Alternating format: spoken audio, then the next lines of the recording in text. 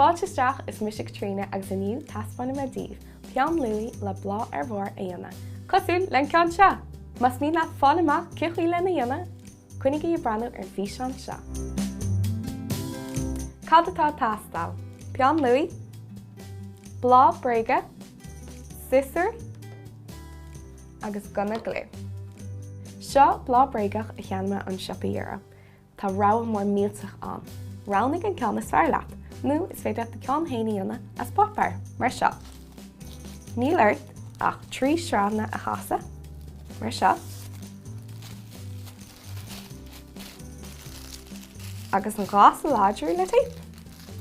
Bháisigh do blána le cabbé ní is mála. Fú féin atá se. Inis, mai cheanna tú blá sa siopa tá sin ná an glas a bhaint de. Le sisir. Ba sin níos éasca an blá a há isteach sa Peann luaidhe. Lig don gona glú taobh suas agus an sin chur beaganí glú ar éachtar an bhlá. Mar seo.